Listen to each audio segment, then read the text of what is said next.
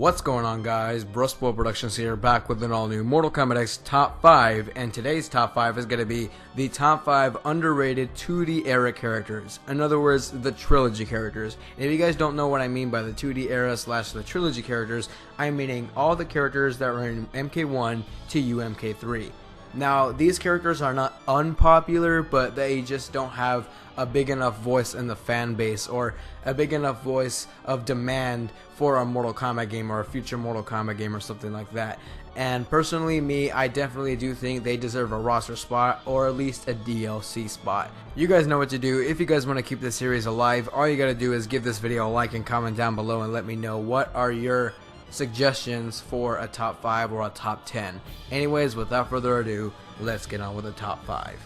Number 5 is going to be Kintaro. Now, Kintaro is another one of those Shokan characters that we have in Mortal Kombat, and he's the only tiger character that we have in Mortal Kombat, and I think NetherRealm should use this character a lot more because you've used Goro. I mean, we got what we got from Goro. You use Shiva, and nobody really likes Shiva. She still has her fan base, but I personally never really cared for Shiva. I don't hate her or anything, but you never really use Kintaro, and Kintaro definitely deserves a chance in Mortal Kombat. I mean, making boss characters a little bit hard and nerfing them down to normalized fighters and all that, and they've always been this overpowered hard to beat boss and all that, but I feel like they can make it work in this era because it's 2015 and it's soon to be coming 2016, so they gotta work on something with Kintaro. Number 4 is gonna go to Kabal. Now, Kabal is a character that I really like. I really enjoy Kabal. He was top tier in Mortal Kombat 9, and he just looks awesome. I mean, the mask, the hook swords, how he uses the hook swords,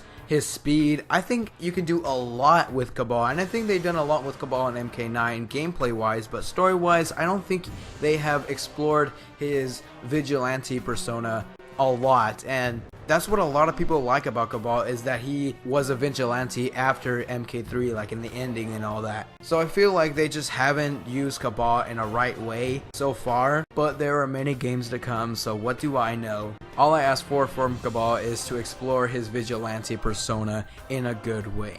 Number 3 is going to go to Nightwolf. Now, Nightwolf is a character I also really like. I really love Nightwolf. I kind of grew up in the Native American kind of way. My parents used to tell me stories about Indians and stuff.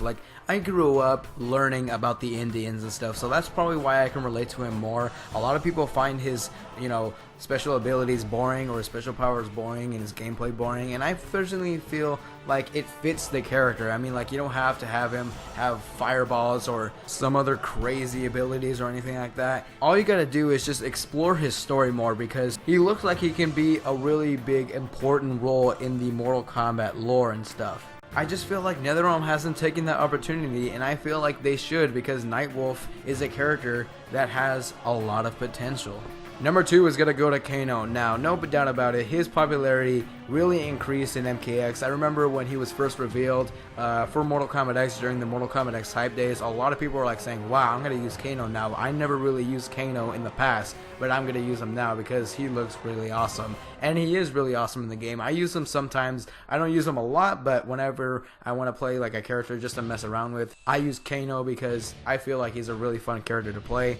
But story-wise, they've always used him as a character just to get beat up all the time, and he shouldn't really get that kind of treatment because he has the potential to affect the Mortal Kombat lore in an important way with him and the Black Dragon. I feel like they should explore the Black Dragon a lot more, and for some reason I feel like they're gonna have that in Mortal Kombat 11. I feel like they're gonna be exploring the Black Dragon more, and I feel like Tremor is gonna actually play a role in MK11, but I can't tell you that because I don't work for NetherRealm. And finally, the number 1 character I feel like that's the most underrated out of the 2D era characters or the Trilogy characters is Sector. Now, Sector is a character that has always been Cyrax's shadow, and they really haven't used him a lot story-wise. I mean, Cyrax has a lot of story towards him, and Sector kind of does, but just taking over the Lin Kuei, taking over the world, blah blah blah, cliche stuff. So I feel like they just really didn't use Sector in a really good way, and I feel like he also does have potential to be a really better character than he already is. I mean, he's still awesome and all that, but they also haven't given him a game where he's the lone cyborg, just like how Cyrax was the lone cyborg in Deadly Alliance, and Smoke was the lone cyborg in Mortal Kombat Deception with Noob and Smoke thing. And you can say Tournament Edition is, but I don't really count that as a mainstream game because that's not really a big, huge installment in the series. And I'm just waiting for that day where he is the lone cyborg in that game.